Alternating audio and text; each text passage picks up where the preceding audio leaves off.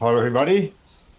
Thank you for joining us tonight for this fifth and one of the most popular sessions that forms part of Renew's Sustainable House Day program for 2024. My name's Dean Lombard, and tonight I'm pleased to be hosting Technology for the Transition that will dig into some of the key aspects of preparing your home for the energy transition by making your own renewable electricity and shifting energy usage from fossil fuels to renewable ones. We've got people tuned in from all over the country today, which means from a number of different countries of which sovereignty has not been ceded by the historic owners to the colonialist settlers. I'm speaking from the shared land of the Wurundjeri, Woiwurrung and Bunurong people in Melbourne's west, and I want to acknowledge that the traditional owners have nurtured country since time immemorial through their spiritual, material and economic connections to the land and waters. I want to pay my respects to elders past and present and extend this respect to all First Nations people the world over. I also want to acknowledge that even when we do recognise the stolen land that we are on and the people it was stolen from, we continue to benefit from its theft. Here at Renew, we're really grateful for the support of our sponsors, especially those that make Sustainable House Day and this whole series possible. Now, tonight with our panel of experts, we're going to tackle what you need to know when considering rooftop solar, home battery storage, and electric vehicles, looking at key considerations and financial implications in setting up your home and to make the return on investment stack up.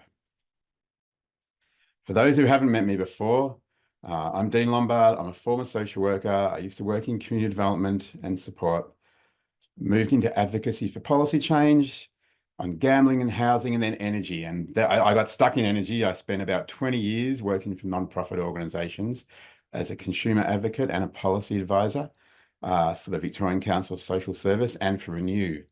There I worked on issues such as housing, energy efficiency, fuel choice, consumer protections, empowering consumers and households to be part of make their own choices in the energy system, energy tariff reform, and also a lot of stuff about the whole transformation of the energy system to, more renewables and, just a change away from the different types of fuel that we use to make electricity and other fuels.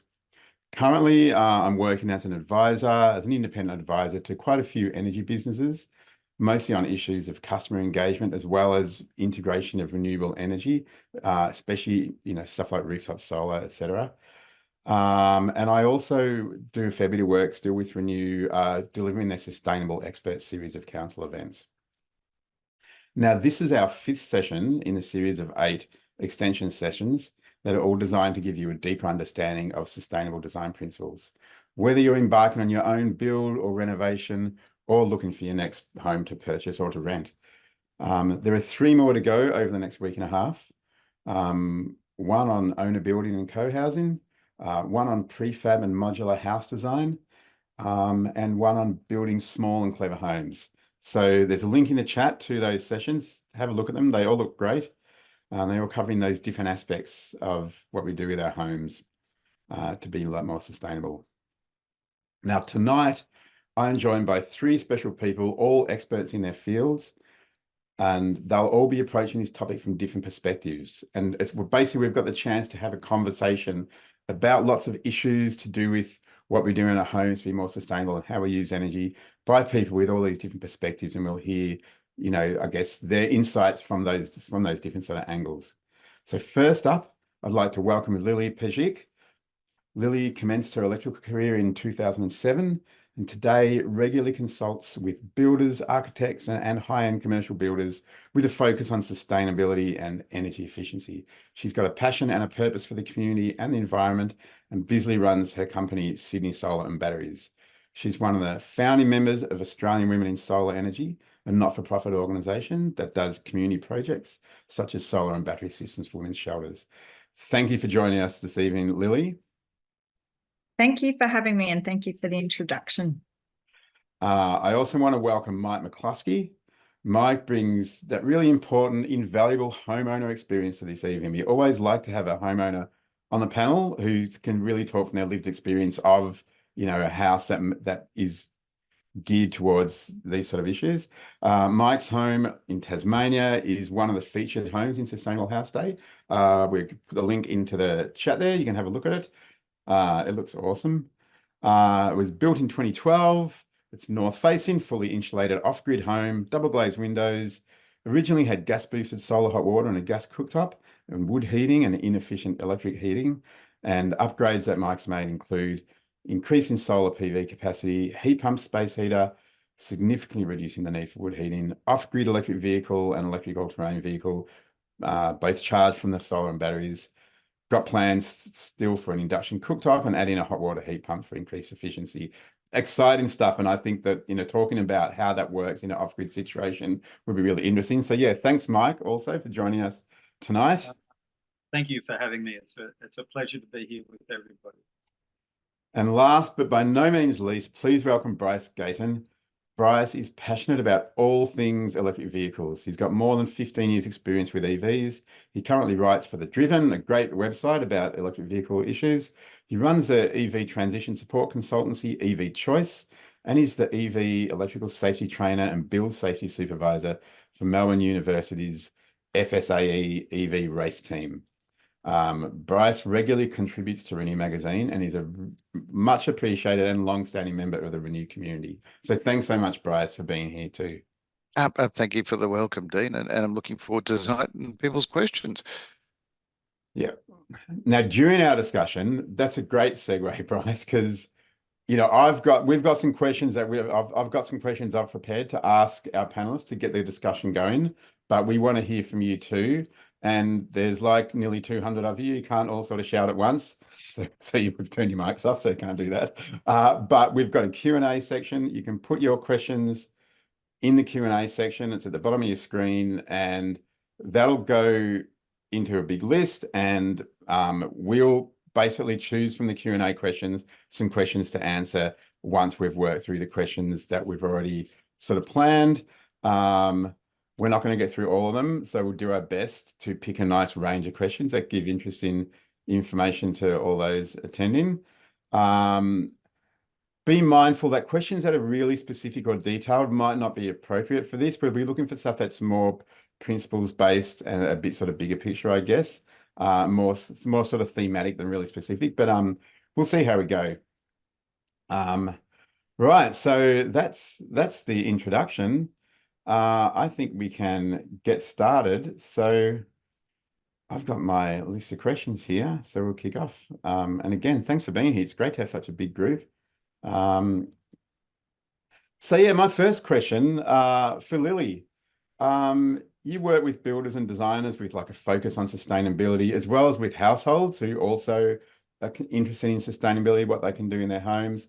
So for people who are just starting out or sort of in the early stages of their sort of journey to using energy more sustainability and more efficiently, what are some of the first or most important things they need to think about? What are some aspects of their lifestyles or situation that they might need to understand to help them understand where the specific options are for them? Yeah, so first of all, I suppose you start with your energy consumption, your electricity bill. If you have a look at your kilowatt hour usage on your bill, you'll get an understanding of, the energy needs for your household. Some people are very low energy users, some people are very high. Some people are transitioning off gas to all electric, so they're going to be adding more electrical appliances to their home. So what you want to do is first look at your energy patterns, and then what you want to do from there is you look at your available roof space, and then you'd go to a company, you'd start off, we'd ask for the electricity bill, we'd look at the roof profile, whether it's an existing home that you're renovating. Are you starting off first with solar? Some people have a plan. They're like, I want to first start off with solar. I want to get the data. And that's also a good consumption. If you don't know, or if it's a new home and you don't have like that data of your usage, you have to start somewhere. So maybe you start with solar to supply your current needs, and then to expand into the future. Are you putting in electric vehicles? Are you putting in additional heat pumps? Are you adding the induction cooktop, air conditioning? So that's a starting point. And then you obviously choose products to suit. There's different products to suit different roof layouts, orientation, shading, and obviously budget. So you've got your mid-range products to your premium quality. Yeah, right. That is a lot to think about, but yeah, I can see how that's all really sort of important when you're doing that. And I think that understanding your energy usage is such an important part of it, isn't it? Like we often don't think about it and don't think about what we use, what you know, yeah, what we have, what it uses, and so would you like get people to like look at your bills? Is there other ways to understand usage in different ways? What about changing of usage over, say, over the year? Because seasons can change usage a bit too, can't Yeah. they? Yeah, definitely. So yeah, we'd first look at the electricity bill, and then we'd ask questions, you know, like because you might see some people use more power in summer, some people use more power in winter. So, you know, obviously with solar, typically production is higher in summer with greater daylight hours, less in winter. So sometimes you have to, some people are like, I just want to have surplus in summer, but I just want to meet my needs for winter. So they might have some heating appliances that, you know, they might be able to run during the day off solar, hot water, things like that. Sometimes they might have a really poorly designed roof space that you need to design just to make sure that you're meeting enough for winter needs.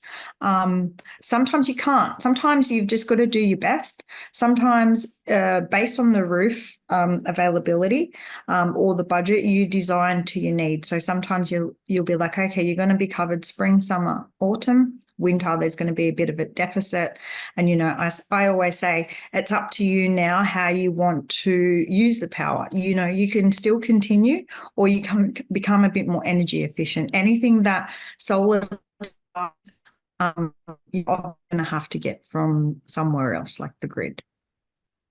Yeah, no, that's a really good point. And that's a good segue, I think, to Mike. I mean, I think Mike, you're someone who's really had to think about what energy you use and when, because you're completely off grid. You don't have that grid to fall back on when you just need a bit more. And when I looked at the profile on your house, like oh, that's nice that not only are you running like a heater and lights and the sort of stuff that most people sort of have, you've got a couple of electric vehicles, and you've also got an electric kiln, which uses a lot of electricity, not only a lot of volume, but also a lot of demand. So yeah, I guess my question is a bit sort of two-part to you. One is, you know, being off grid and having usage like that, you know, does that impose limitations on your lifestyle, or have you got ways that you're able to manage it so that you don't have too many limitations? And the second part of the question is, you know, off grid, but a lot of people here, off grid's not really a thing they're looking at, but they still might want to go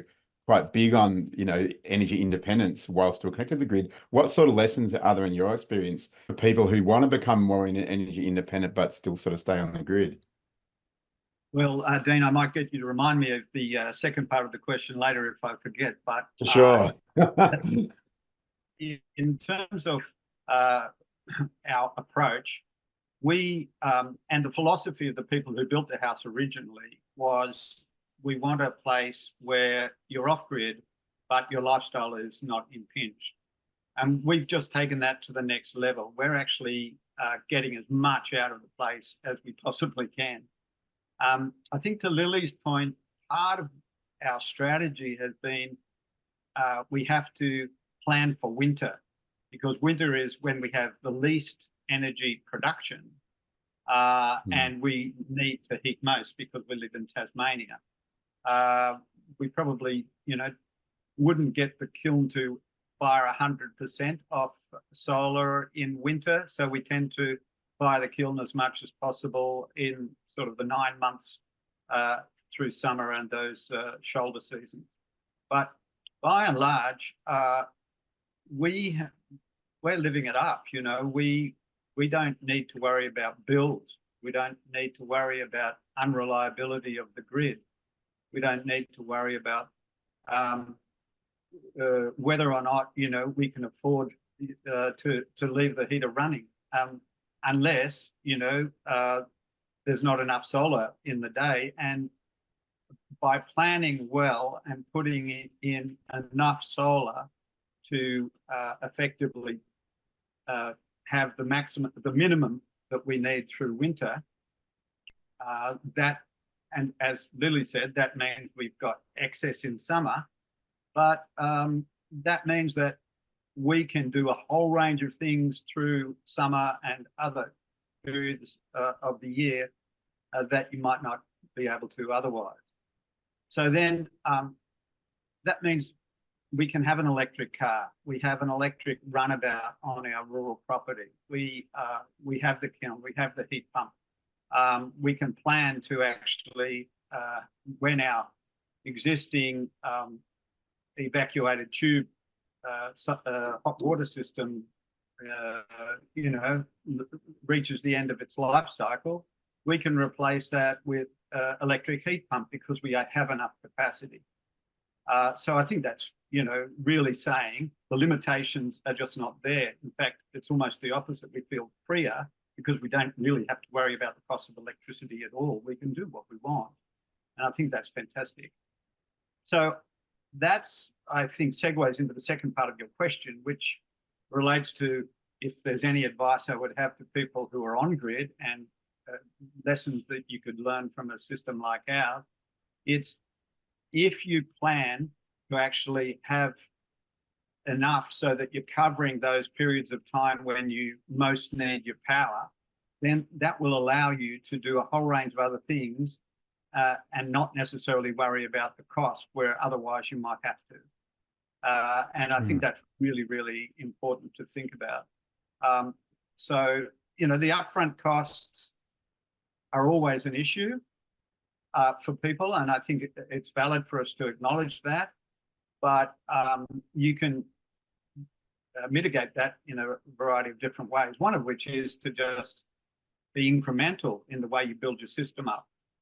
You don't have to start off with a massive solar system and batteries. You can start off small, add more solar later on, add one battery, then go to another, so that things can be incremental. And I think that's really important to consider.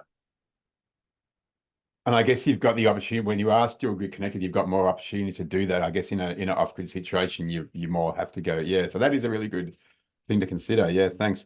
Before we move on to the next question, I've got a little supplementary question for Lily, and Mike might have some views on that too. But also want to remind people, if you've got a question for us, don't put it in the chat, put it in the Q&A. But I did see this question come into the chat, and it was a question that was in my mind as well. So Lily, you mentioned about, one of the part of the decision will be about the shape of the shape of your roof, or so what is it about a roof that will make it sort of more difficult? Is it about the east and west thing? Is it about, what is it about a roof that might make it more difficult for solar? Yeah, so I suppose if you have multiple splits in a roof, like if you have multiple orientations, roof profiles, top story, bottom story, it becomes a bit more of a complex design. There are certain products like microinverters that you can counter and meet the design guidelines to make that function, because microinverters, each panel gets its own inverter and the power conversion happens at the panel location as opposed to at a central inverter. So there's a lot of times you can get around it. A south-facing roof will perform poorly in winter. Yet it'll still produce in spring, summer and autumn. However, we have designed and installed on completely south-facing roofs, as there is no other option sometimes. You would typically design a system to achieve kilowatt-hour solar production. Yeah, typically with a south-facing roof, spring, summer and autumn would generally perform well. Winter, you're going to obviously have a drop, especially if it's got a pitch of 20, 30 degrees, something like that. But you might design a bigger system to counter that loss of production. And sometimes you just might have to come and face the reality that, okay, you might only get 10 kilowatt hours during winter, and then you've got to sort of manage your self-consumption. But designing for east, for example, that'll give you morning self-consumption. North during the day, west in the afternoon. So normally east and west drop off in the winter periods. North is great if you've got a lot of battery storage. Some people, funnily enough, will install on the south roof because they just don't want to see the system. So it still functions, and we still do, like, we might do a 10 kilowatt system on a south facing roof and it'll still perform. Yes, it'll perform a little bit less in winter, but generally they'll still get production out of it. And you just shift your consumption to suit your household, your roof, the orientation. Yeah, that's some really good points there, especially like I think with the size of typical systems these days, it's more about tailoring it to your use, and it's not so much about how much possibly can you generate, right? Because this is one issue we've talked about a bit with, say, energy network businesses who are like, East and West is great for everybody. It's great. It's often better for the occupant because they often use more energy at the start and end of the day than in the middle. It's better for the network and the whole energy system because there's normally more energy generally needed, especially in the late afternoon, and that, you know, that's when electricity is more expensive in the market. And, you know, as feed-in tariffs have gone down and the feed-in value is not so useful to people anymore, that usage value, or yeah, the late afternoon sort of thing, when you can get a decent feed-in tariff for it, makes a big difference. And yeah, I think your other point about roofs that are in lots of little pieces, yeah, it just makes it more complicated and expensive. I might move on to Bryce, given that we're having a great conversation and we're starting to chew up a bit of time. So I'm quite enjoying listening to it. Actually, keep going. I'm sure we'll come back to this. There's lots of great questions from the audience, and a lot of those around some of these issues. So we'll certainly circle back around. But yeah, the first question I wanted to ask you, Bryce. I mean, you've been around EVs for ages, like, you know, since they're a very novel sort of idea, I guess. And you know, now they're just one of the biggest topics that we often talk about a lot when we're talking about decarbonisation and the way energy usage in society is changing. And we pretty much know that in the fairly near future, electric vehicles are just going to be vehicles. It's going to be the normal cars that people buy. But right now, they're still sort of a newish sort of thing. They're still, you know, at the leading edge of a change. So I guess a couple of things I'm interested in your view on. What are the main reasons that people might consider jumping into buying EV now versus later? Like, what sort of motivations do people have? And also, what are a few of the things that is really good for people to know about buying an EV in the next year or two? Thanks. I quite laugh when people say, "Oh, they're the new kid on the block," and you know they're just appearing. And I'm going, they were around right at the dawn of the automotive age, and when around the turn of last century, it was a third of all cars were petrol that were being sold new, then a third of them were external combustion or steam, and a third of them, in fact, slightly more than the other two, were electric. So they've been bubbling along in the background for well over 100 years. In fact, it's suspected that the first motorized transport was in effect electric cart back in the 1830s. So it's just waiting for the technology to catch up, I suppose, at the batteries. And there's a whole lot of history involved. But yeah, so they've got the lithium batteries and the good electronics and what have you now to be able to get all that control and regenerative braking to, as you slow down, you use the motor as a generator and put energy back into the car. That's what the first EVs, electric cars, came along with the hybrids, the Toyota Prius and those types of ones. They saved 5 to 20% of fuel by, as you slowed down, this motor acted as a generator and generated electricity to put energy back into the battery, and then they would use that to accelerate slightly at the end. So coming back to what are the advantages now, well, they've got the technology to a stage where there's certainly a lot better technology to drive than a fossil fuel car. Fossil fuel cars, you know, have lots of maintenance, wear issues, rust when the exhaust system, and if you're running around short trips in particular, the exhaust systems rust out, the oil gets watered down, so the whole motor doesn't last all that as long as it would on a long trip car. All of these things don't affect an EV, so it's very much a matter of the technology is that much better than a petrol car for running around in. There's basically no vibration when you drive them. It's actually a smoother drive, and you do notice it after driving on a long trip that you just get out less tired because you haven't had to put up with that very mild vibration that happens. As I said, no noise. There's no smells, so you can sort of you're not going to fumigate yourself and die if you accidentally leave the car running in the garage and you're doing something. Just little things like that, as well as there are downside cheapers I run. You're looking at third to a quarter of your petrol cost if you're running off the grid. You're looking at an eighth or less if you're running off your own solar system. So that's sort of, it's just massive saving. Plus, you're not polluting the environment with waste oils, waste coolants, because you're using the engine as a generator when you're slowing down. The battery basically does your brake, the end motor does your braking. So your pads and discs last a lot longer. Tesla, for instance, say with their big heavy trucks capable of lots of really good regenerative braking, using the brakes to slow down, the brakes will be good for 1 million miles on the Tesla truck, for instance, because of the weight of the truck giving you so much good regenerative braking. And of course, there's the environment. I mean, all three of these are really reasons that different people will choose to buy an EV. So as I said, there's the local pollution, the particulate matter you're not getting anymore. So all of those cancer issues are gone. The smells, people idling at school pickup spots. You don't have that cloud of smoke hovering around.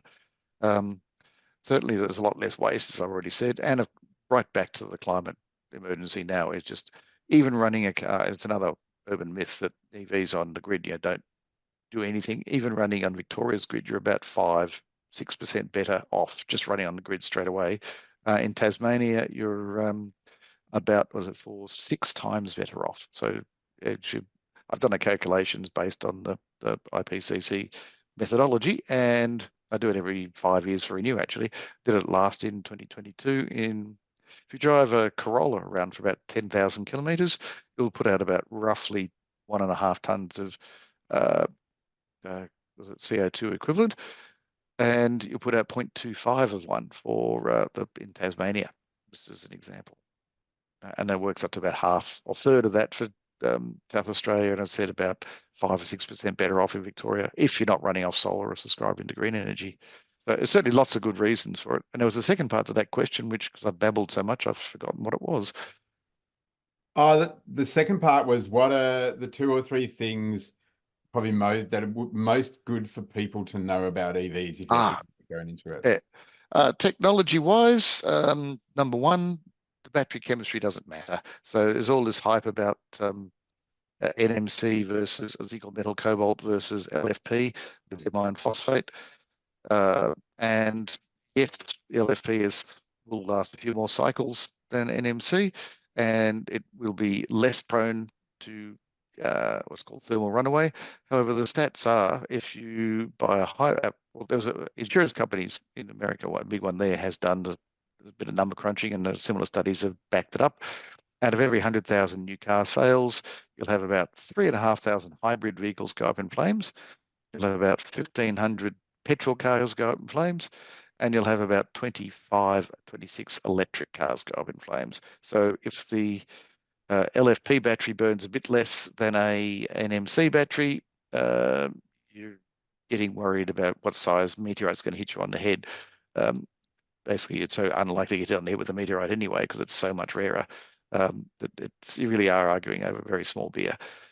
So the battery life cycles, even with the NMC battery, if they're around 3,000 cycles, and that's if you charge it once every couple of weeks, you're looking at 15, 20 years of life in a car. So even if the LFP battery lasts a bit longer, the car will be dead before the battery is. In fact, that's another furphy, that you have to replace the batteries or as the warranty runs out. The batteries are likely to outlive the cars these days. Yeah, that's really interesting, and we're probably going to move more onto some of the myths in all these areas a bit later on. I think that's particularly interesting in terms of the emissions if you charge from the grid, because that's one of the things I see a lot when people talk about it. And I know I looked at a study a few years ago.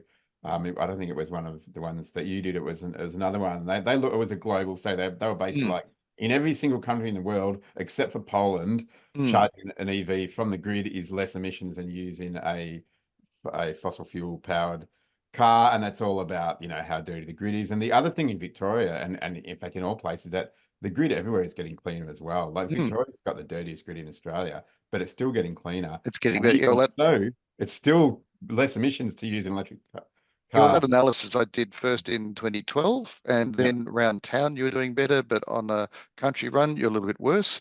2017, you're slightly better off on both, and in 2022 you're getting to that even better, 6-7% sort of numbers, because we're slowly getting rid of the dirtiest of our power stations. In fact, my normal presentation with slides, I pull up a picture of Hazelwood Power Station as you got any burning questions, because as our grid is cleaning up, that one's gone now. and then we've got the next ones coming that'll be going, and it's certainly happening interstate as well. We've got some of the biggest, oldest coal fire stations are going offline now. So we're just getting better and better at, the more efficient coal stations are left, and then there's more and more green energy coming in. So that is certainly another furphy that I think it was the Liberal politician turned Clive Palmer supporter that kept saying, unless you drive around in Tassie, it's pointless driving an EV to get lower emissions. He was just plain wrong using his own government stats and the government's own methodology. Yeah, and that also reminds me of that picture that gets around sometimes of an electric vehicle being charged by a diesel generator, when in fact, still less emissions to charge an electric vehicle with a diesel generator than to run a diesel car, right? Because the electric vehicle is so much more efficient, and generators actually run more efficiently than motors. And yeah, I don't know why you picked a Corolla for your example before, but I've gotten the message, and I'll think about getting rid of my Corolla. The reason I picked on the Corolla, it was sort of equivalent size to a Hyundai Kona, so I just used Kona versus Corolla. I thought that was a reasonable match. I should have actually just done, actually, my most recent one, I think I did the next one I'll probably do petrol Kona versus electric Kona. So I finally got an equal match. But I also laughed at the pictures they put up about the generator driven 50 kilowatt DC charger at Kaiguna, which is on the way to Perth in West Australia. What they keep conveniently leaving out is the fact that generator is fired on waste chip oil. So the old roadhouses, basically it's massive amounts of fried food and don't know what to do with all the old oil. There's the perfect solution. It's still running basically carbon neutral. Yeah, we could spend a whole session on the misinformation and myths that go around, but we'll just touch on it a bit more later. Look, thanks for all that great information. It was really good to get that from you. I've got a question maybe for all of you, and I'll go around the group.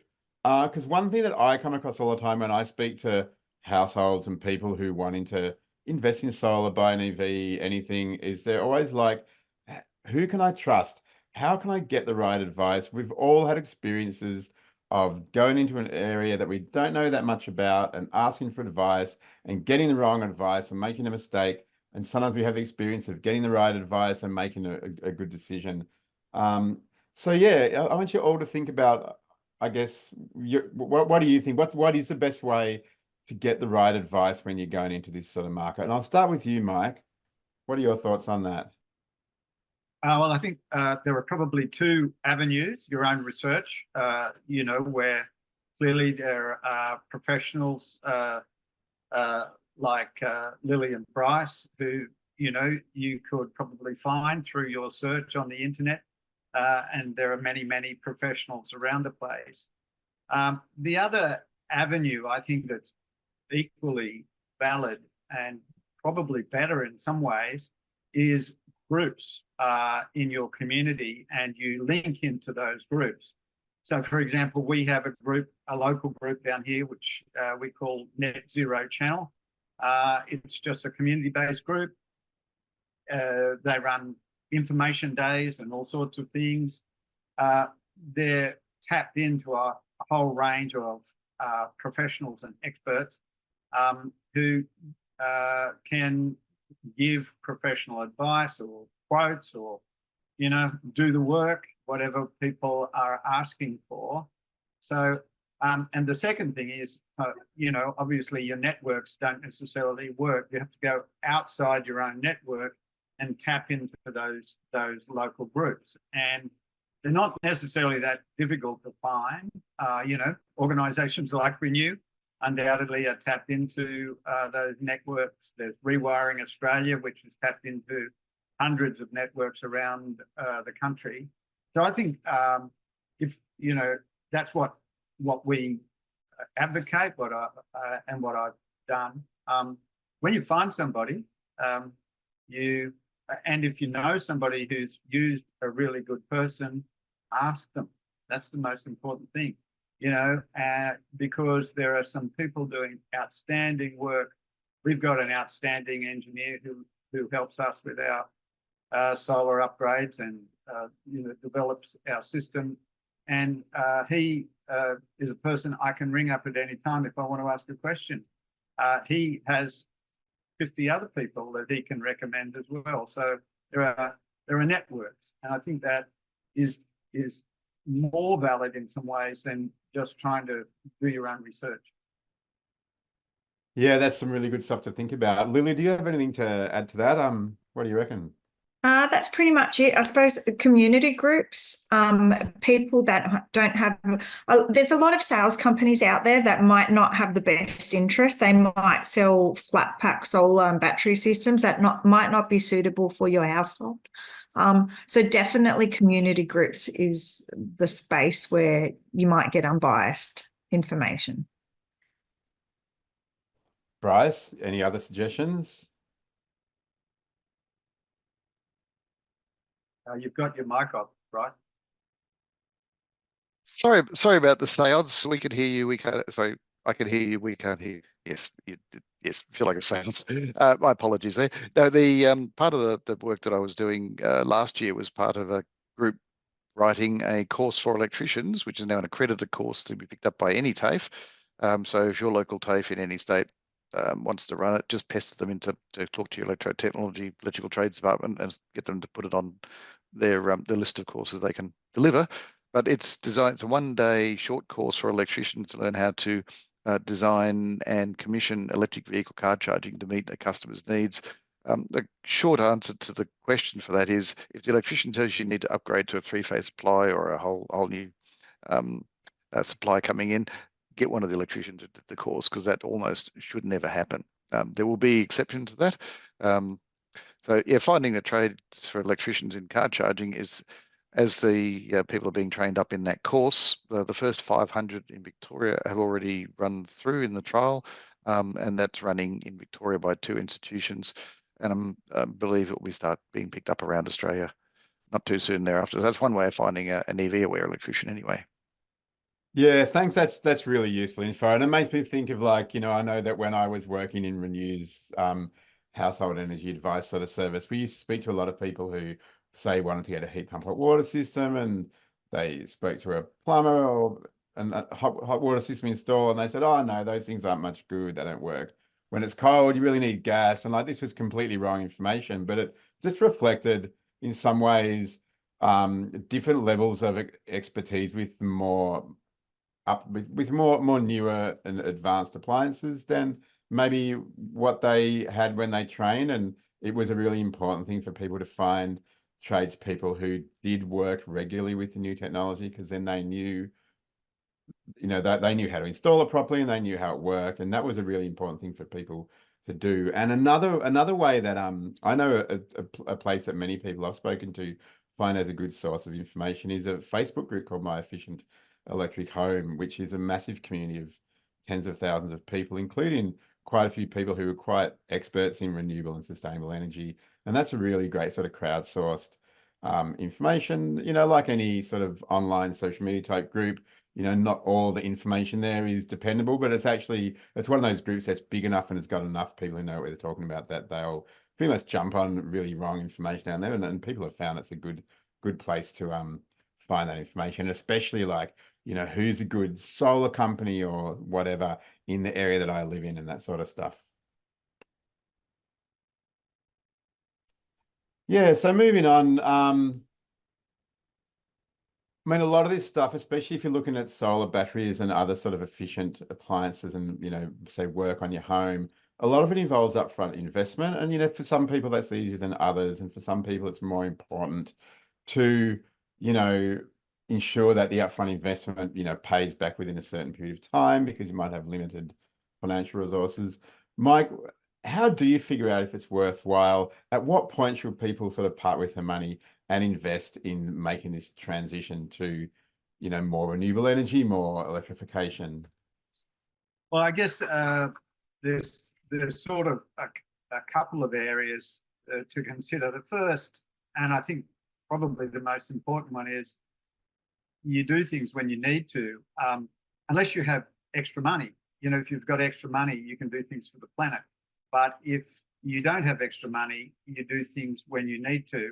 So if, for example, you've got an end-of-life hot water system, then replacing that with a heat pump hot water system, which is much more efficient. Maybe you're going from gas into electric, and a heat pump is the most efficient form of electric hot water system. Then that's actually the time to do it when you need to replace the system. When if you need to replace your cooktop, go to an electric induction cooktop.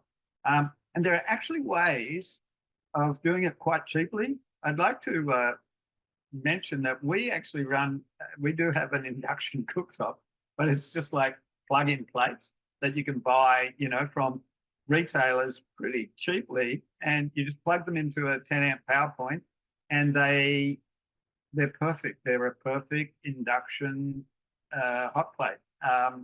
And we use that a large amount of the time. And, that's free energy from the sun because, obviously we're off grid. And it's not polluting, and it's cheap. It's so cheap, it's not funny.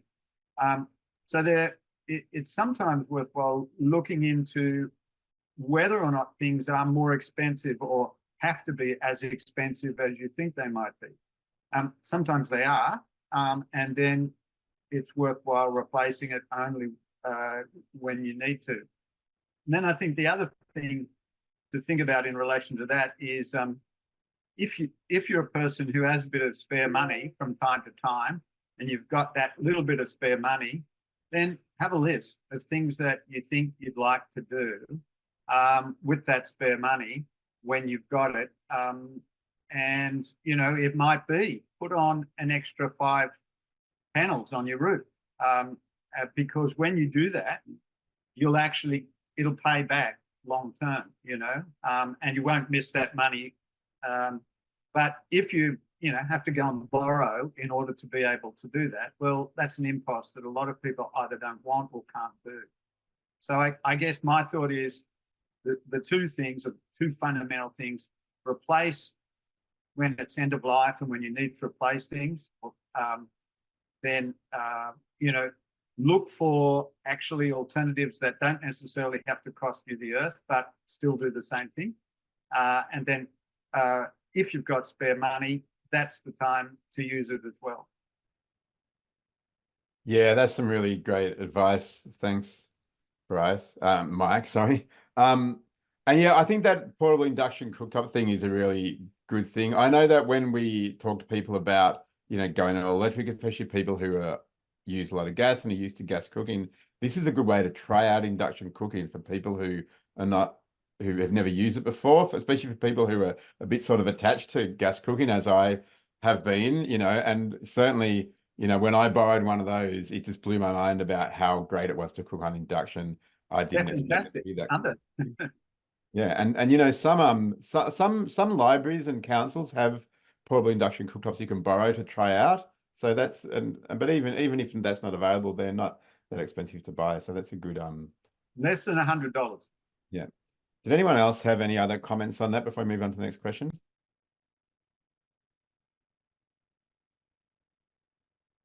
No, that's all right. Keep moving along.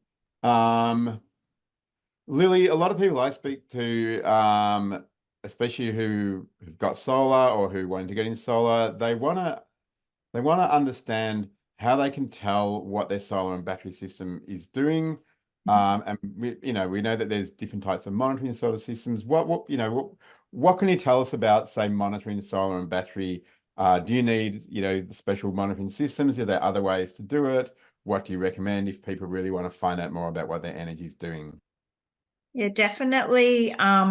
Consumption data, solar production data, import, export data, what your system, how it's performing, how you're using the solar energy, whether you do have a battery and the solar is discharging the battery. It's a must. Otherwise, you're going in blind. If you get a solar system installed and there's no monitoring, I'll just turn the video off because I think the internet's a bit unstable. I'm hoping you can hear me now. Yep, all good.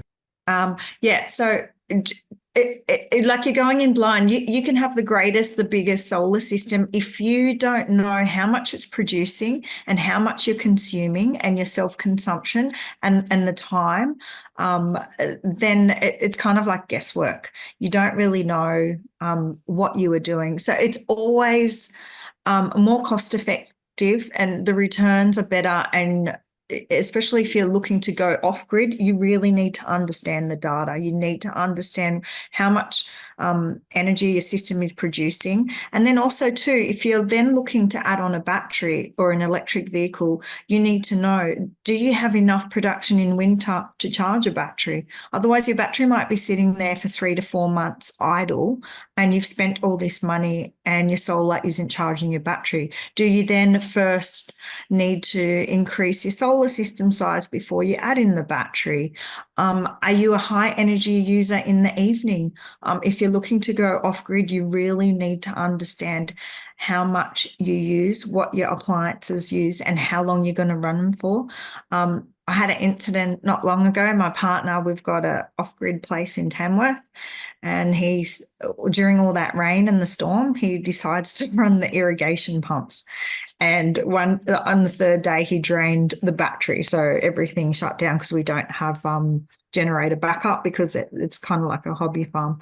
And so he's calling me in a panic mode. He can't see the sheep and he doesn't know what's happening. I'm like, what have you run? And he's like, nothing. And I'm like, something's got to have run, because I'm like, the internet's gone because it relies on the battery. And he's like, oh, I just had the irrigation pumps on for 20 minutes. I said, that 20 minutes, they used 2 kilowatts. And he's like, but it ran for 20 minutes. I said, but 2 kilowatts. We had 4 kilowatts of production that day, and you've just taken half of, what we had, and it didn't make it to the next. Obviously, 12 p.m. the next day, it all came back on. So things like that, it really, you really need to know, and you can get in. So you need not only like your smart meter from the retailer, you need a separate smart meter either from the inverter or battery manufacturer, or you can get a third-party one like Catch Power or Solar Analytics. Definitely important, and definitely for those that, want to add batteries and EVs. Can I just add a comment there, Dean? Taking Lily's point, just to not scare people off the potential for off-grid if you've got the resources. So we've built our system to be robust enough so that we have, that's not going to happen. And there are a lot of reasons for that. One is bushfire fighting. So we're in a rural property in a bushfire prone area. So we've installed sprinklers around the property, around the house, and that's run by an electric pump. So the power is never going to go off because we're off grid. If the mains go down, it doesn't matter to us. We don't need a fuel generator to run it. It's just an electric pump. We have to have enough battery in order to be able to make that run. And that's what we have. We have enough battery so that those pumps will run for 5 or 6 days if necessary. The water's going to run out before the electricity does. So I think, just adding to Lily's point, think about it, think to what you need, and then build to that. And you've got to have, obviously, enough money, enough resource to be able to do that. But if that's part of the setting yourself up process that you go through. Yeah, that's really interesting. Bryce, is monitoring also important for EVs, and what sort of options are there for that? Sorry about that. You can get solar monitoring done by some electric vehicle car chargers. So there's a number of them that will actually measure how much solar you're putting it out and will ramp the car charging level up and down accordingly. So there's a number of those available, and more are coming to market now. So it's a more common function. I believe even the Tesla charger is just recently added that as a function. As part of that car charging course, we run through a few of those. But yeah, that's quite a good option. Or you just remember to set your portable charger plugs into a power point on a timer that turns on at maybe 11 in the morning and turns off at 4 in the afternoon. That's a very simple one. Or you can have these smart EV chargers that will basically you just set it up and it'll do it for you. And what we do, again, because we're off grid and I'm watching the car all the time, we monitor on the app how much power we've got, how much power we're generating, and how much is in the battery. And I can turn the car on or off remotely at any time. So, you know, it's you can actually do it manually through the monitoring through the apps if you want to. Yeah, I that's might, awesome. I might sort of drag that off topic for actually. I'm just seeing there's lots of questions coming up about vehicle to grid coming up. So if we could maybe need to bring that in at some stage soon, Dean.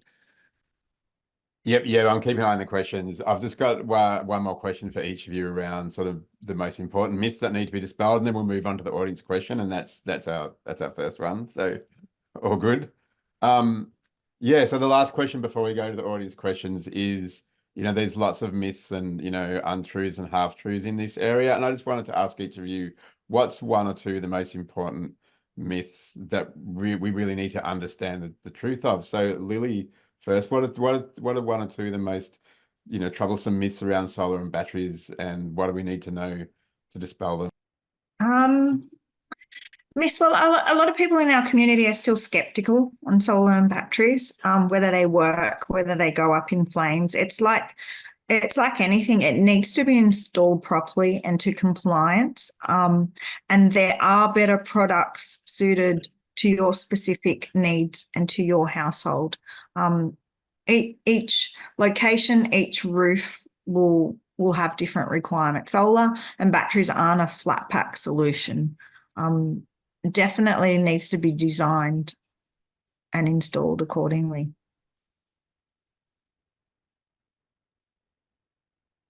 Yeah, thanks. That's good to know. How about you, Mike? What have you got to say on solar, battery, and off-grid sort of myths? Well, I guess the reliability issue, and it comes back to what Lily was talking about before. We can design the system so that it is effectively 100% reliable, much more reliable than the grid, in fact. And, you know, that means that we can be confident that we've got power for everything all the time. And I think a lot of people aren't really confident about that sort of reliability, simply because they haven't lived through it, you know, and we've been living this, you know, for the last 4 or 5 years. And, you know, it's just remarkable how reliable and robust the systems are. But obviously, as Lily said, we've had the fortune of having good design and good installation. If that is not the case, then perhaps the reliability might not be as strong. I think another thing I would say is there's a lot of concern about waste from, you know, what happens when the solar panels reach the end of their life? What happens when the EV reaches the end of its life? What happens when the batteries in the EV reach the end of their life? Like anything, that of course is an issue for resources on the planet, but it takes a long time for these things to reach the end of their life. We've got solar panels running that were on the house when it was originally built, and they're still running, they're still providing electricity. We've just added to them with modern, newer panels, and that provides a lot more power per panel, but the old panels are still working and still providing power. They'll probably be working for the next 20 years. So actually, longevity and reliability are here for everybody to witness. Yeah, that's really good to know, and yeah, that is certainly an issue that gets talked about quite a bit. Bryce, what are the worst EV myths? I mean, I can think of a few off the top of my head from a few years ago when we were political. But what do you think are the worst? And the Yeah, ones they don't ruin the long weekend. It's a very, and they certainly haven't stolen the tradie ute, although they just haven't arrived in Australia yet. My short answer will be no particular EV myth. Say check your sources. I mean, if a politician comes up with something to drive a wedge with things, it's probably being something that's made up, not based in fact. Anybody that knew about EVs knew both of those at the time were wrong. So it really is important to check your sources. You know, Union of Concerned Scientists, various reporting bodies that have done really good research. Get your data there, not from Sky News. If you do that, then it generally pretty much inoculate yourself against the myths when it comes to EVs. There's an awful lot of political grandstanding to try and sort of slow the EV transition down. And there's a lot of rubbish being thrown around. But if you research your material and check where the sources are, you've pretty much inoculated yourself against it. So rather than pick any particular one, I've sort of gone through a whole pile of them, and I've written about dozens of them. So I think I gave the people setting this up tonight a whole pile of articles on myth busting that I've done over the years. So yeah, go for it. Yeah, some of those links went into the chat, so they're all worth looking at. Certainly one of the ones I think about is the whole embodied energy thing. I still hear people saying, oh, a solar panel doesn't generate as much electricity as it takes to create. It's complete nonsense. And that's been studied so often. It's actually very easy to find, very verifiable and repeatable studies that have been done on that show. Well, of course, it takes some energy to build them. And by the time it's been generating for a year or a year and a half, all that energy's been, well and truly surpassed, and it goes on and generates more and more. And if these things didn't create more energy than it took to make them, they wouldn't be in the market because they just wouldn't be financially viable, right? Yep. Oh, EV cars, EVs. In Europe, you'll pay back the embodied energy from just an ordinary grid in less than 2 years. In America, it's about 6 to 12 months. And then after that, you're home free, so to speak. You're producing much less carbon dioxide equivalents with your EV. And as the manufacturing moving towards green energy from the production, Volvo and Polestar, for instance, are announcing that they will, in a few years' time, have no carbon debt to repay as they roll out of the factory gate. Yeah, really important to know that. I'm going to move on to the audience questions. Look, thanks so much for all those great answers to those questions, but we've got a whole mix of really interesting questions here. I wish we had 2 hours to go through them all, but I don't know if people would stay on for 2 hours, but I would. It's really interesting. And one that's been asked quite a bit, and it's one that you alluded to before, Bryce, an electric vehicle has a massive battery in it. What are the pros and cons of using a car battery to power your home? What are the issues? Is it coming? Can we do it now? Do we have to wait? Tell us, will electric vehicles replace the home battery because they're a battery that you can drive? Yeah, first up, they won't replace the home battery entirely, because if you have a power failure while you're away for a weekend enjoying yourself with your EV that didn't ruin your long weekend, you've taken the home battery with you, so your fridge will defrost. So there will still always be a home for the fixed battery at home. It just may not be as big anymore when you can actually get power out of the battery as well as putting power into it. So the best way of using a solar power at the moment during a day is have something that's nice and big that'll soak up the electricity, which an EV is. So you don't need to get power out of it to get an advantage out of your solar panel system. But it is an extra advantage when you can start getting power out of it to power your home. And that's called vehicle to X, vehicle to something. So it's power out. And there's 3 layers to V2X. There's vehicle to load. So you plug an adapter into the car, and you can get 240 volts as just as an extension lead. So you basically get a 3-pin socket, and you just, like an ordinary power point, you can get it out of the car. And quite a few cars on the market now will already do it. BYDs will give you 8 to 9 amps. The eGMP platform that Kia, Genesis, and Hyundai use produces up to 15 amps out via that. The new Hyundai Kona does up to 15 amps. So it's getting to be more and more. The MG does it, the latest electrics. So that vehicle to load is your first level of it, and it runs an extension lead out. And if you do have a power failure, you can run an extension lead out and keep the fridge going, run a few, especially at 15 amps, you can run a fair bit on 15 amps. So you can have a TV, the fridge, lots of LED lights, and you can run that fine. The next layer up is vehicle to home, where it provides power to the home, but not out into the grid. So home disconnects for a moment, changes over to the car, and then the car runs the house, and then it'll do a momentary disconnect and reconnect to the grid because it doesn't match the waveforms to match the grid. So that's called vehicle to home, and that puts a box on the wall that'll do that changeover. So it's a break before make system. So it'll break from the grid, make a connection to the car, then it breaks the connection to the car and makes it back to the grid. So there's a little gap. That's vehicle to home. They will be available probably later this year. The problem you can't do it now. No car. It's a long story. All the people here who've got leaves tonight, you'll be thinking, oh, my car does it, but you can't buy a box to do it. They're just not compliant in Australia to do either vehicle to load or vehicle to home. You could do it under some trials in the ACT in South Australia, but Wallbox don't make the Quasar 1 that does it. So if anybody's got an old Quasar one in his box uninstalled yet, you could probably sell it for a small fortune because they're not made anymore, but people want them. So you can't connect or use vehicle to load or vehicle to home with a Leaf at the moment. The cars with the modern plug system, so everybody else is using a different plug system now. So it's a standardized plug in Australia. That particular plug is evolving towards doing it. So many of the cars will do the vehicle to load, the vehicle to home stuff will be available to do when the cars are capable of it, which some of them already are, but they don't advertise it. The EGMP platform cars, I believe, can do it.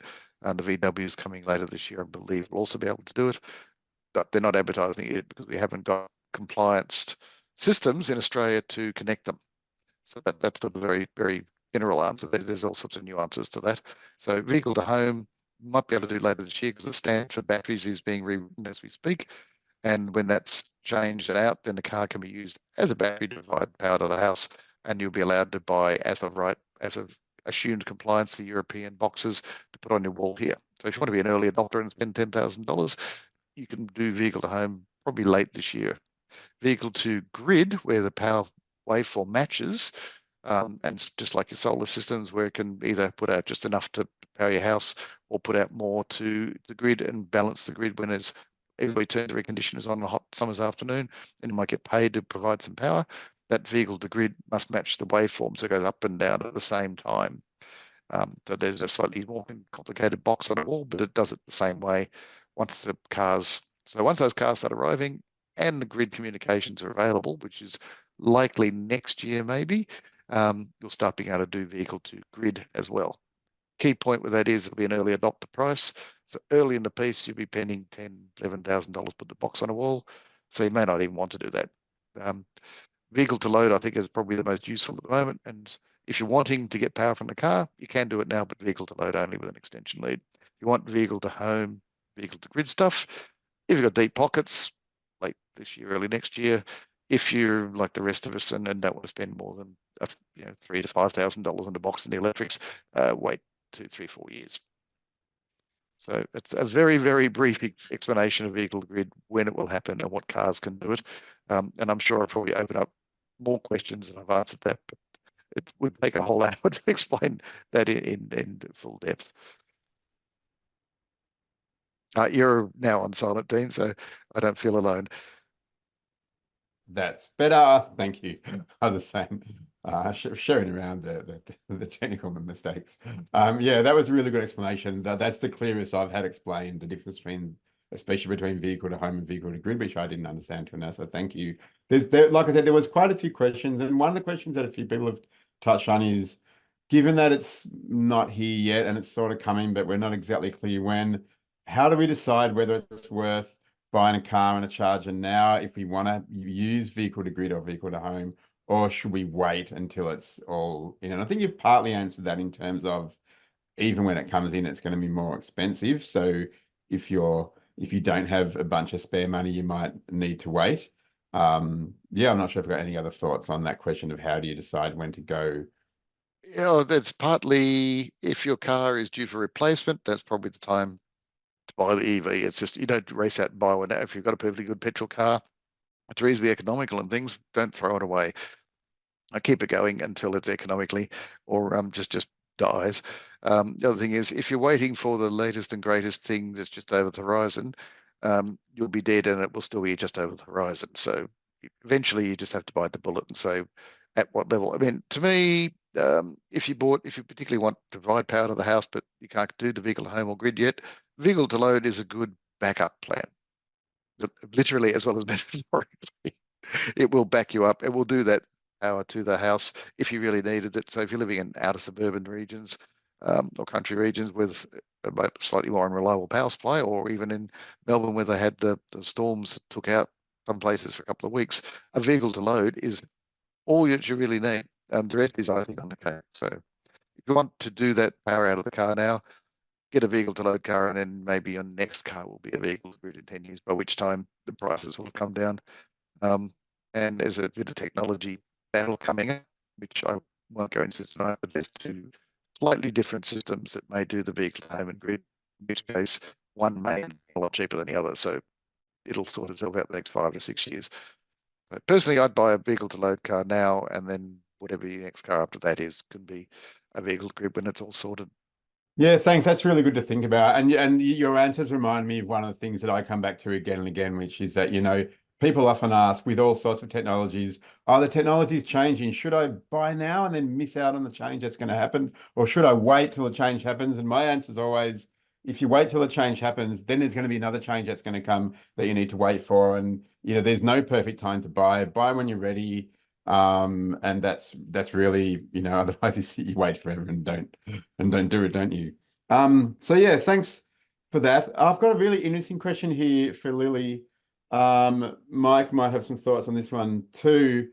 This is from Sophie, who's like, good info about how to understand your energy usage so that you can, work out what size solar system. But in our case, we don't see our electricity bill directly because we're living in a shared household, in a separate studio, and the bills all combined.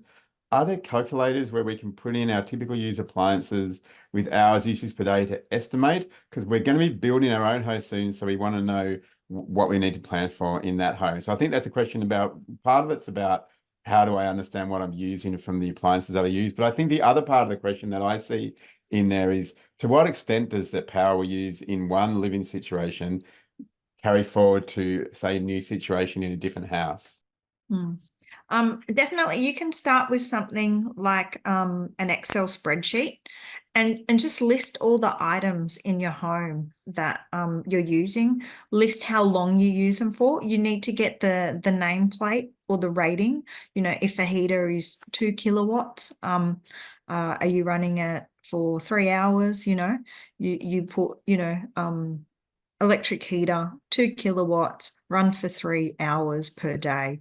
That will give you 6 kilowatts. And then you just tally it up. Do you have an induction cooktop? What's the rating? How long do you use it for? And so on and so on. There's websites called Energy Made Easy, and some of the magazines, Renew and Sustainable House Days, you can get an idea of what other people have installed.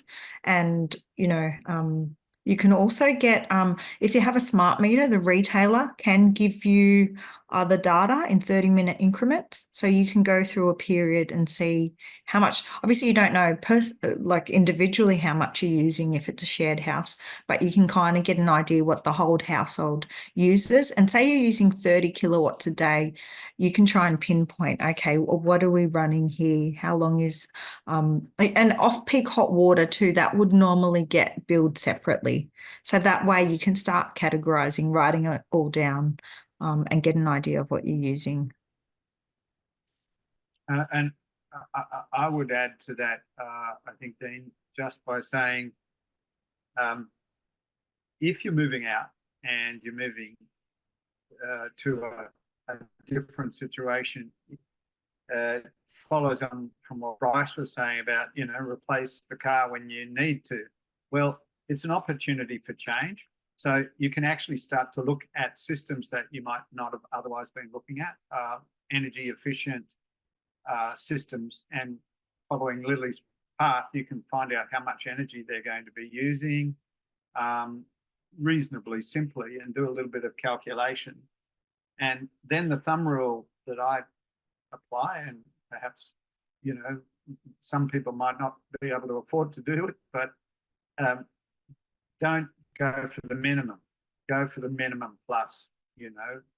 Don't make sure if you're putting in a solar system to cater for the amount of power that you're going to use, and you've calculated it up and you know what it's going to be, factor in a fudge factor, so that you're comfortable in the amount of power you've got. It's not going to cost you that much more. What do you think on that, Lily?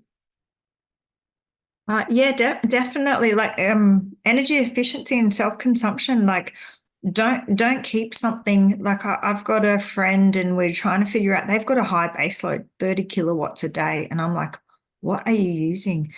Their hot water system died, like the solar booster component died. And it's, at that point, it's like, it's time for them to invest, and they're looking to get a heat pump. or, you know, something a bit more energy efficient that's only going to use 2 kilowatts a day.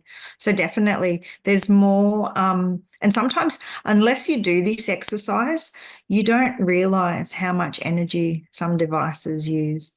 They might be might say they're energy efficient, but typically not. Like, and then benchmark how they like kind of like promote it to the community or to consumers is they might say at half its rating, it's 1 kilowatt, and they might only run it for 2 hours a day. So that's 2 kilowatts, but you might not run it like that. You might run it at 2 kilowatts for 5 hours a day. And that's just one appliance that's going to use 10 kilowatts. Yeah. So just look at that and look at what you can replace and what you can do better. And is there other products on the market that you can substitute? Yeah, thanks. That's really interesting, useful information. And I think another part of that question too is like, you know, every house is different. It's different sizes. The thermal performance is different, and stuff like heating energy can vary a lot. And it's not necessarily about how you use it, but it's about how the house performs. So there's always a few variables. Living in a house for a while can be a good way to work that out. A bit of a related question from Greg. Is it better to invest in energy efficient appliances first before installing solar, or the other way around? I'm not sure if Lily or Mike or wants to have a stab at that one. Well, after you, Lily. It's kind of like what came first, the chicken or the egg. Yeah, again, it's like if that that appliance is coming to an end of life, you might look at replacing it. Energy efficient, like you want to decrease your energy usage, because if you're going to be a high energy user, then you're just going to have to get a bigger solar system and potentially a battery as well. So it just depends on your lifestyle, personal preference, and your energy needs. But definitely try and reduce where you can, and then replace things. And if you want to live a lifestyle like Mike off grid, then he's got a great system and he can pretty much do whatever he likes there. Yeah, and that's true. And I think it depends on the situation you're in. So in our situation, there's no alternative than to, you know, obviously have the power supplied first, because, but still we're going to then be going and looking for as energy efficient appliances and utilities as we can. But we can, we could equally be going around, like if you're on grid, equally be going around and saying, look, the first thing I want to do is reduce my power bill. And then when I've got enough money, I'll buy some solar panels to put them on. And reducing the power bill means, as we were saying, like if you really are tight for money, replace things when they need to be replaced. That's the important message here, rather than throw away good things just to get something a little bit more efficient. You know, well, if it's working and it's good at the moment, then, and all your appliances are like that, and you think, well, I'm not going to be replacing them for a long time. Maybe you would be in that situation saying, I'll get some solar panels, and that will offset it. And then later on, when I've got a bit more money and my, you know, my stove dies, I'll buy an induction cooktop, and when my hot water dies, I'll buy a heat pump hot water system. So it's like Lily said, it's horses for courses. It depends on the situation you're in, and you know whether your appliances are in need of replacement or not, and how much money you've got. Yeah, no, that's really interesting to think about. I've got a couple of questions that are a bit sort of related. And the connection between them is that when you have solar, you can use the energy that the solar generates either directly, or you can store it in a battery, or you can export it to the grid. And all those ways give you value, and it's different amounts of value depending on which one you do, depending how much your feed-in tariff is. So the two questions on this sort of topic, the first one from Danny is, what do you recommend if you aren't home during the day and you can't afford a battery, but you've got solar?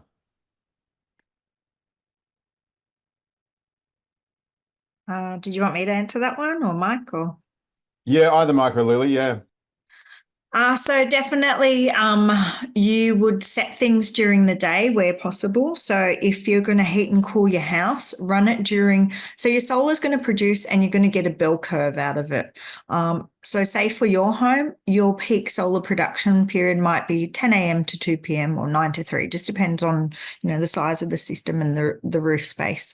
So what I typically tell people is set things on timers. Once if your washing machine, say for example, takes 2 kilowatts of energy over a certain period of time, start it when your solar is producing just above 2 kilowatts. Consume it up as it's being used. Run your aircon. Obviously, don't run everything at once, but kind of stage it, stagger it. If you've got pools and pumps, your heat pump, you can set it on timers. You can run it during the day. You can, if you had an electric vehicle, you can charge it during the day from excess solar. That's the best way to, utilize it. And then in addition to that, so you can monitor your solar from apps. Nearly everybody can do that, looking at the bell curve that Lily's talking about.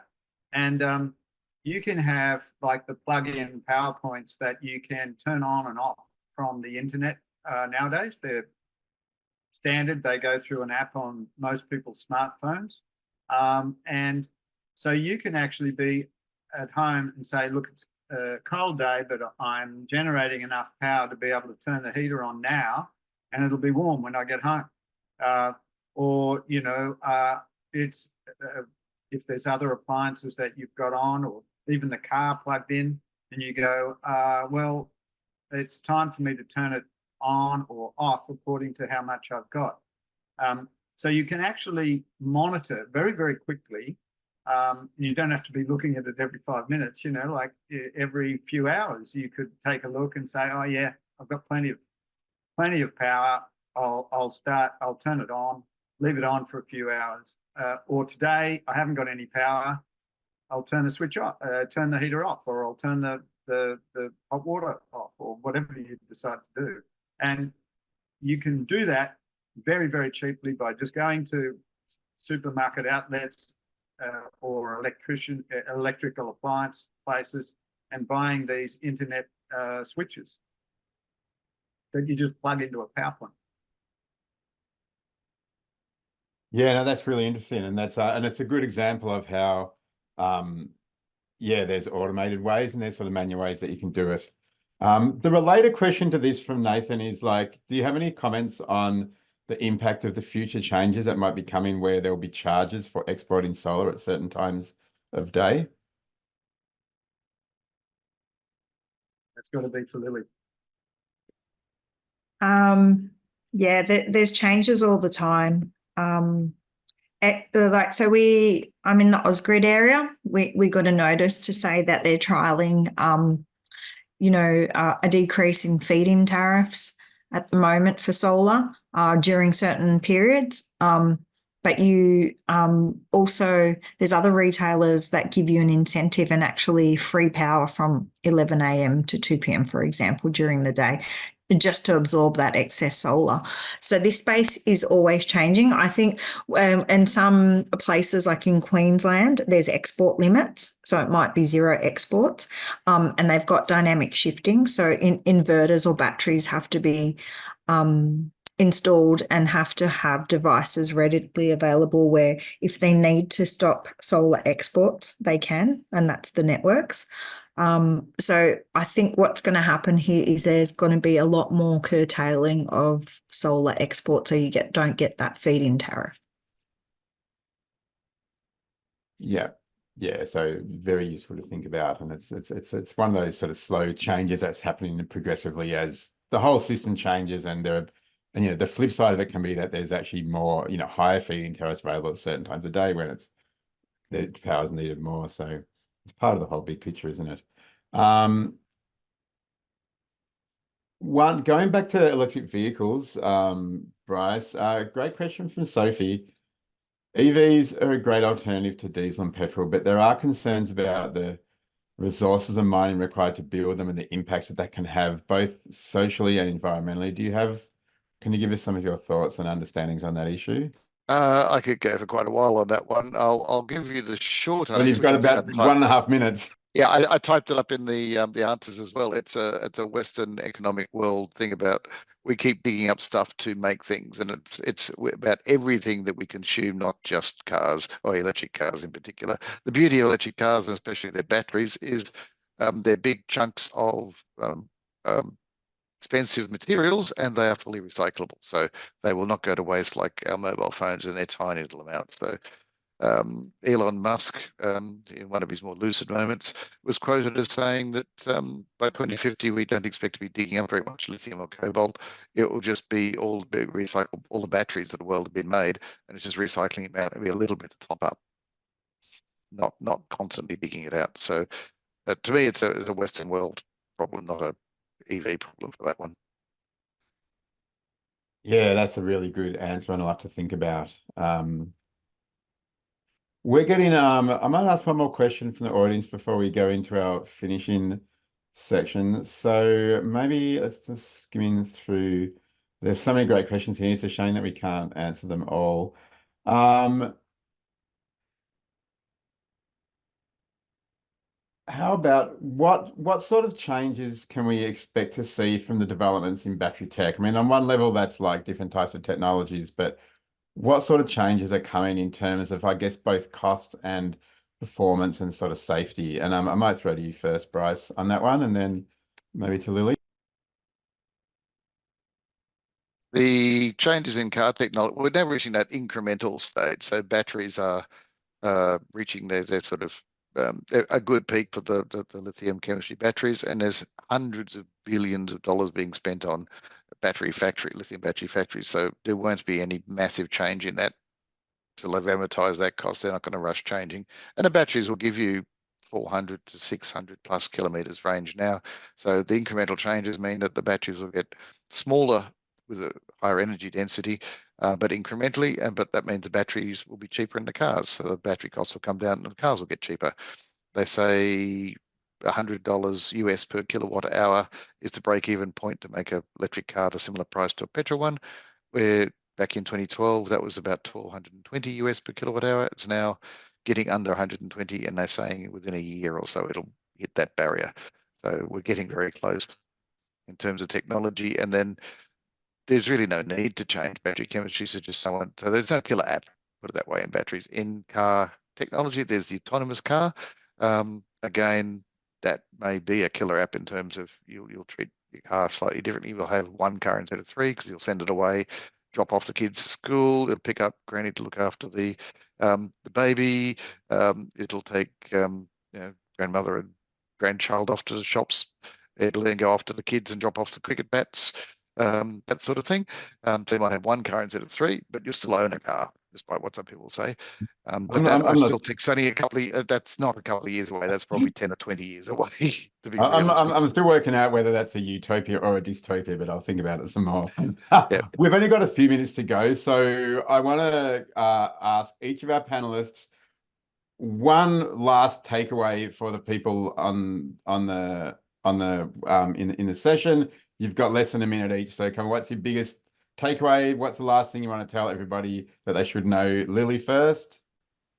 Definitely from me, just plan to invest in your future, even if it's not for sustainability reasons or for social reasons. There is a financial benefit for investing in renewables, and you will be rewarded. Like the return on investment is quite significant and quite quick. Even if you add quality products and think of sustainability, it might only add 6 to 12 months on the return. So definitely think of that. Understand your consumption. Self-consumption is your best friend with data. And plan, like do things at stages, little by little. You don't necessarily need to do everything, but future-proof. Start with the solar, provision for the EV, provision for the battery, and go from there. That's fantastic. How about you, Mike? Well, I guess, it's very similar. I guess replace things when you need to, when they're at the end of their life, with considered efficient renewable systems, plan for what you need, you know, as much as you possibly can, and trust that actually what the new, you know, renewable energy systems like solar and batteries are very, very reliable. They're getting cheaper, and efficient electric equipment is, you know, reliable and available, and you just have to shop around. You don't necessarily have to spend a fortune in order to be able to get them. Yeah, that's really good. Thank you. And how about you, Bryce? Mine is when you do come to buy an EV, which is it's inevitable because it will pretty much all be EVs in 10 years' time. That will be all you could buy.